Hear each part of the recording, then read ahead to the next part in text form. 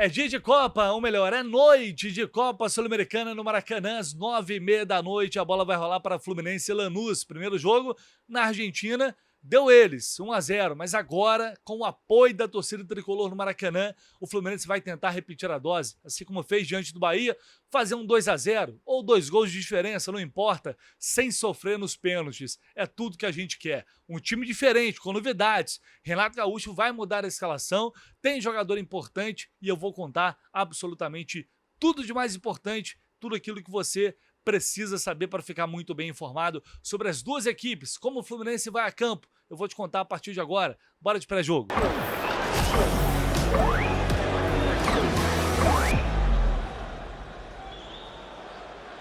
Bom, é um jogo muito importante, eu acho que é indiscutível isso. O Fluminense vem priorizando a Copa Sul-Americana, assim como a Copa do Brasil. Você pode discutir se é mais importante ganhar a Sul-Americana, se é mais importante ganhar a Copa do Brasil. Isso para mim agora, sinceramente, é bem irrelevante. Seja qual for o título que o Fluminense estiver disputando, o Fluminense tem que brigar para ser campeão. É um clichê? É um clichê, mas é verdade. O Fluminense está num torneio de nível técnico inferior ao da Libertadores, que é o seu lugar. E justamente por estar nessa posição, acaba também tendo uma obrigação maior. E a gente não pode fugir dessa responsabilidade. Quando a gente está numa Copa do Mundo, ou quando a gente está numa semifinal de Libertadores e tem pela frente os times mais ricos aqui do Brasil, que tem mais investimento, como Flamengo e Palmeiras, a gente vai relativizar e vai falar, pô, já chegamos aqui, vamos bater de frente com os caras, mas é inegável, né? Do outro lado, há um poder financeiro maior, há uma capacidade de investimento maior, há um elenco, por consequência, melhor. Assim, os caras olham também para o Fluminense. Hoje, o Fluminense na Copa Sul-Americana é sabidamente uma equipe que tem condições de investir, tem condições de fazer contratações, algumas, fora da realidade dessas equipes. E esse caso se aplica ao Lanús. Só que ninguém ganha jogo dessa forma. Ninguém entra em campo já vencendo porque tem mais grana, tem jogadores melhores ou tem jogadores mais caros. O Fluminense vai ter que fazer valer a sua suposta superioridade, favoritismo, dentro de campo jogando futebol, assim como fez diante do Bahia. Para isso vai ter que se impor, vai ter que ter coragem, vai ter que jogar, vai ter que arriscar para conseguir fazer os gols. Um passo de cada vez. Não adianta apavorar, querer que no primeiro tempo já esteja 3-0. Que bom, seria incrível. Mas o jogo tem 90 minutos ali. Contra o Bahia foi assim, o resultado foi sendo construído. Então o Fluminense, sim, tem mais time, tem mais poder ofensivo, qualidade que o Lanús. Mostrou isso em alguns momentos lá na Argentina. Pena que no segundo tempo resolveu que não queria mais jogar. E a gente espera, evidentemente, que isso não aconteça hoje à noite no Maracanã. Que se por um acaso o Fluminense fizer 2-0, não é ser o Renato Gaúcho. Com 30 minutos do segundo tempo, não vá para trás, ficar só defendendo o resultado. Hoje é mais uma partida que vai ter que ter erro perto de 0. Porque levar um gol, a gente sabe, torna o percurso muito mais difícil do que ele já é. Mas é um resultado que, evidentemente, não foi o resultado perfeito. O Fluminense não trouxe de lá uma vantagem, trouxe uma desvantagem que vai ter que tirar agora. Mas é um resultado totalmente reversível para o time que o Fluminense tem. É um momento de união também, é o que eu falo. A gente tem algumas críticas ao trabalho do Renato, muitas críticas em relação a algumas opções, a erros, escolhas, tudo isso faz parte. Há alguns jogadores também, mas hoje é um momento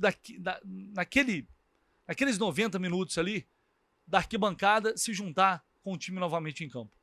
Porque quando isso acontece, eu sempre falo, é muito difícil ganhar do Fluminense no Maracanã, com o Maracanã cheio, com a torcida empurrando e com o time vibrando em campo. É muito difícil. Fica complicado demais para o adversário. E a gente vai precisar muito disso hoje. A venda de ingressos poderia ser melhor até o momento, mas está melhorando. O setor sul, leste inferior se encontram já esgotados no site. A gente teve um público de véspera de 37 mil ingressos vendidos, isso contra o Bahia, Agora tá. E aí o público final foi 48 mil, 49. E agora deve fechar mais ou menos ali 34 mil ingressos. Então não é uma diferença tão grande, mas vale ressaltar, não dá para comprar ingresso no dia do jogo, dia de jogo de Conmebol. Não dá para comprar no dia no Maracanã. Tá? Sempre importante lembrar isso. Mas tenho certeza que a torcida vai chegar junto, independentemente do número. Quem estiver no Maracanã vai empurrar o time, vai fazer uma grande festa. E isso vai ser muito importante para a atmosfera que vai ser criada lá. E jogo de Copa sempre também é diferente. E eu tenho certeza que a postura vai ser diferente. Tanto é que a postura do Fluminense dentro do jogo, né? Tanto é que é muito difícil ganhar o Fluminense em situações assim, que tem um dado espião estatístico do GE, o Fluminense não perde há mais de 4 anos em jogos de Conmebol no Maracanã. São 22 partidas. A última derrota foi para o Júnior Barranquilla, na Libertadores de 2021. Isso foi no dia 18 de maio, aquela época ainda de pandemia, sem público. Sem público, tá? E na Sul-Americana são 12 jogos sem perder. 10 vitórias, 2 empates. A última derrota do Fluminense no Maracanã foi em 2018, quando perdeu por 2-0 para o Atlético Paranaense. Isso não é por acaso, gente. Isso é construção de um Fluminense sempre forte em competições sul-americanas, jogando em casa, jogando no Maracanã. Isso não é acaso. O Fluminense não é dos times que tem mais títulos na competição, mas é um time que, quando chega, é enjoado. É difícil ganhar. Então, hoje, mais uma vez, o Maracanã tem que ser ali um alçapão para os caras sentirem a pressão e o Fluminense se impor como vai precisar se impor hoje. Então vamos à provável escalação do Fluminense, sempre com a parceria aqui da KTO. E claro, tem dica da KTO para o jogo de hoje. Não poderia ser diferente, jogo decisivo. Fui lá ver na KTO o que a gente tem de odd. E o Fluminense está pagando 1,55, por exemplo, vitória do Fluminense. Isso indica um Fluminense favorito, bem favorito no jogo. Não é pouco não, é muito favorito. E aí eu fiz uma combinada simples aí, o Fluminense vencendo e fazendo mais de um gol, que é o que a gente precisa. 2 golzinhos, sem levar gol, evidentemente. Mas é o Fluminense fazendo mais de um gol, ganho aumentado, 10% de ganho aumentado. Você tem ali uma odd, praticamente odd de 2. Então, se você colocar R$10 e ganhar, você vai ter ali 20 de retorno. Claro, você pode colocar mais, desde que não faça falta, tá? Sempre é maior de 18 anos e com responsabilidade também. Não é para colocar grana ali que, se você perder, vai te fazer falta. Isso nunca, tá? É sempre aquele dinheiro que, se você perder, beleza, tá de boa. Se ganhar, melhor ainda, já paga a cerveja aí. Final de semana tá longe ainda, mas enfim, já vai juntando aí pro final de semana. Então vai lá na KTO. O mais importante é você abrir sua conta, criar sua conta se você não tem. Por que é importante? Porque mesmo que você de cara não vá lá jogar e tal, o mais importante é você criar a sua conta no link que está aqui embaixo. Vai lá, crie sua conta na KTO. Por que é importante? Porque mesmo que você não vá de cara apostar ali e tal, cara, só de criar a conta já ajuda a gente. E quanto mais gente conseguimos levar para a KTO, mais eles reconhecem a importância do nosso trabalho, a relevância, e vão continuar apostando na gente, investindo, para que possamos converter isso nessa cobertura que a gente faz já há 2 anos para vocês no Jornada, tá? Então, quem não tiver conta na KTO puder criar, o link está aqui embaixo. Vamos fazer essa projeção, a provável escalação do Renato para o jogo de hoje, que terão mudanças ali, novidades. Por quê? Samuel Xavier está de volta. Samuel Xavier vai para o jogo, daqui a pouco vou trazer a palavra dele aqui. Samuel Xavier vai para o jogo e deve ser titular. Normalmente titular. Isso explica o fato do Guga ter ido para Salvador e ter sido titular contra o Bahia. Samuel Xavier, portanto, deve começar o jogo. Mais uma recuperação muito bem feita e rápida do departamento médico do Fluminense. Uma lesão do Samuel que não era uma lesão tão simples de se curar. Volta a formar a linha defensiva, portanto. E Lúcio Acosta também deve começar o jogo. Vamos à provável escalação do Flu, que deve ter em campo Fábio, Samuel Xavier, Thiago Silva, Freitas e René, Hércules, Martinelli, e aí a novidade, Lúcio Acosta no lugar de Nonato, que levou uma pancada no jogo de ida lá contra o Lanús, ainda sente dores, não deve ficar no banco, imagino eu que, a não ser que a reavaliação dele tenha sido positiva, ele deve ficar fora do banco, mas eu diria que ele não começaria o jogo com o Nonato, começaria com o Lúcio, mesmo que o Nonato tivesse à disposição, é a minha visão. Com Serna, Canóbio e Everaldo. Eu imaginava que talvez tivesse a possibilidade dele tirar o Serna e colocar um jogador com mais drible. e aí as opções naturalmente seriam Keno ou Soteldo. Eu disse, mas Soteldo não. Mas não estou falando da minha opinião, estou tentando pensar aqui com a cabeça do Renato em relação à característica dos jogadores. E acho que faz sentido. Se a gente tivesse um Keno numa grande fase, o Soteldo numa grande fase, por característica faria mais sentido. Para você criar espaço onde não deve ter, porque o Lanús deve vir para jogar com linhas mais baixas. E aí você dificulta o jogo do Serna, por exemplo, que é um jogo de mais velocidade. Não vai ter muito espaço para velocidade, pelo menos a tendência é essa. Então, por isso, o ideal seria um jogador com essas características, mas não vejo ainda o Renato barrando o Serna. Porém, deixa um asterisco aí, porque alguma chance eu acho que ainda tem. Tá? O Lúcio, o jogo do Bahia, se a gente voltar lá no jogo contra o Bahia, eu já defendia a escalação do Lúcio contra o Bahia, saindo no Nonato e entrando ele, porque era um jogo em que o Fluminense ia precisar de criatividade, e o jogo de hoje também vai precisar de muita criatividade nesse meio de campo. O Fluminense iria precisar de um cara com mais presença na área de finalização, de movimentar, fazer essa bola gerar com mais qualidade, de esse passe que quebra a linha, esse passe que acha o companheiro, o atacante, ou que deixa o companheiro em condição de fazer o gol. O Nonato não é esse jogador, não adianta. O Acosta é esse jogador. E o jogo contra o Bahia mostrou isso. Tanto é que o Renato faz a mudança no intervalo. Provando ou admitindo que a escolha mais adequada era o Lúcio. Então, mesmo se o Nonato tivesse à disposição, eu acho que ele iria com o Lúcio. Não dá para ter certeza, mas creio que aquele jogo mostrou isso e imagino que a postura do adversário vai ser mais ou menos aquela que o Bahia teve também. O Bahia jogou muito mal, além de ter jogado muito atrás, jogou muito mal. E tomara que o Lanús jogue mal também amanhã. Mas é o Fluminense que vai precisar muito disso. Né? E aí tem a linha defensiva voltando, o time titular atrás. É o que, tirando ali o Ganso, que hoje é reserva, é o que de melhor o Renato tem à disposição hoje. Aí são as escolhas dele. No mais, não imagino muitas mudanças. Mas é o que eu sempre falo, é postura. Além de, vai entrar o Lúcio ou o Nonato, é Veraldo ou Cano, é Serna ou Keno, mas é a postura do time. É um Fluminense que eu espero que seja agressivo do início ao fim, claro, sem se desorganizar, sem se desesperar. Como eu disse, tem 90 minutos. Mas o Fluminense jogando aquilo que pode jogar, aquilo que tem condições de jogar, eu tenho certeza que a classificação vem hoje. Tenho certeza. Mas tudo é um si. Porque depende do que os caras vão fazer dentro de campo. Além da capacidade ofensiva que vai ter que ter, também é a capacidade, é o foco, é a atenção, tá ligado do início ao fim para não cometer erros e não acontecer um gol que poderia complicar muito mais a situação dentro do jogo. Então tomara que seja mais uma partida de aplicação tática, de desenvoltura técnica para que o Fluminense possa chegar a esse placar necessário e desejado para que, de preferência, não tenhamos que sofrer nos pênaltis, né, que é o grande objetivo. E será que Lescano vai ser relacionado? Lavega, que entrou bem no jogo, né, fez gol, principalmente o Lavega, né, chegou a fazer um gol que foi anulado contra o Vitória.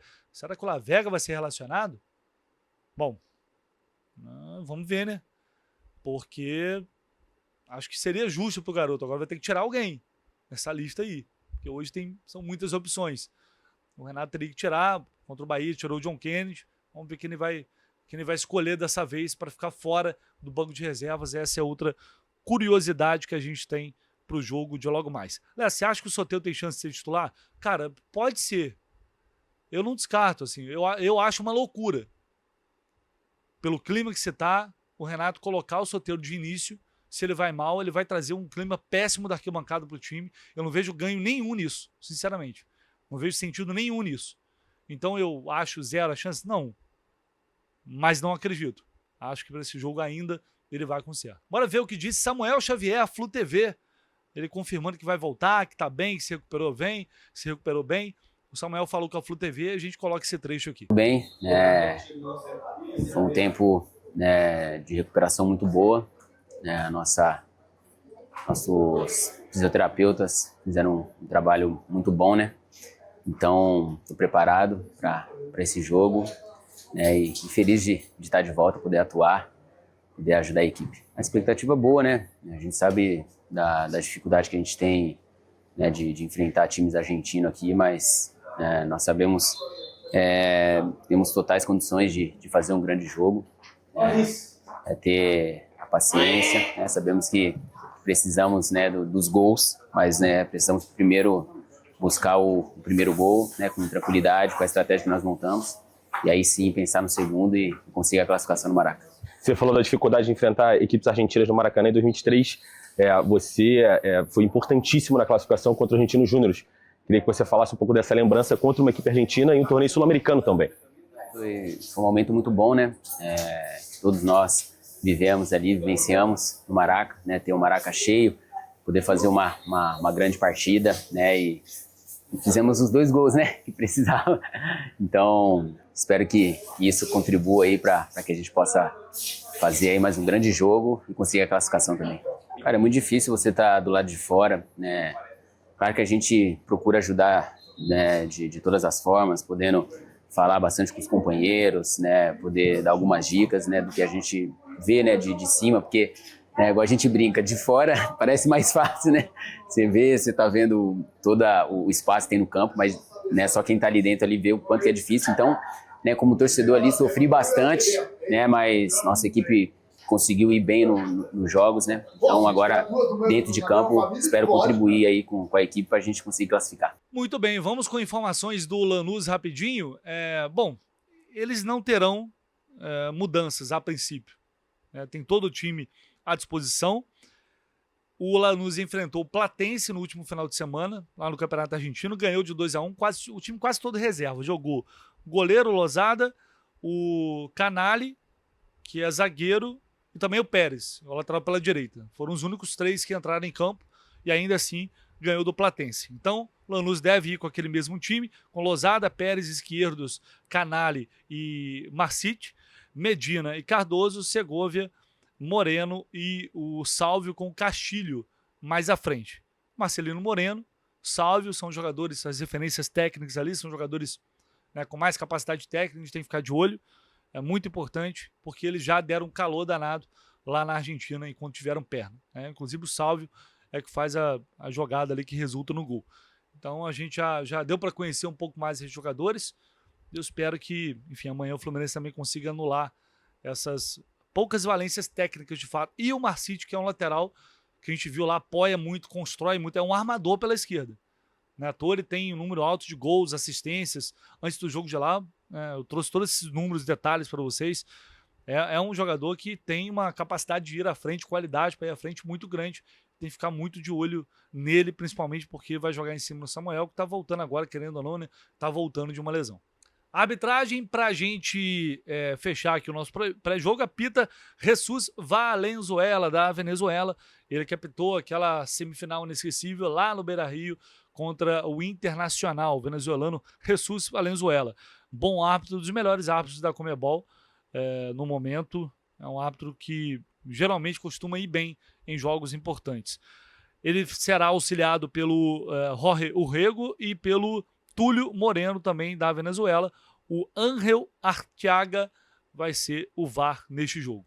Ao todo, ele já apitou 3 jogos do Fluminense, além da... Depois de Internacional e Fluminense, ele apitou o Fluminense e Colo-Colo. Isso foi ano passado, na Libertadores, o Maracanã, o Fluminense ganhou de 2-1. E com o Olímpia, ele também apitou lá no Defensores del Chaco, verdade. A vitória sobre o Olímpia por 3-1 em 2023. Então são 3 jogos e 3 vitórias até agora com Jesus Valenzuela no apito. Que permaneça assim, né? Que ele possa fazer um grande jogo hoje no Maracanã. Transmissão da partida SBT e Paramount Plus. Você vai acompanhar na Paramount no SBT e, claro, a nossa transmissão em áudio, tá? Nossa transmissão em áudio, você vai conferir a partir das 6h30 ao vivo. A gente vai estar direto no Maracanã com uma grande cobertura dentro e fora do estádio para que vocês possam respirar realmente o clima desse jogo decisivo do início ao fim. 3 horas de pré-jogo, depois nossa transmissão, pós-jogo, se Deus quiser, com o Fluminense classificado para a semifinal da Copa Sul-Americana. Um abraço, galera, até mais tarde.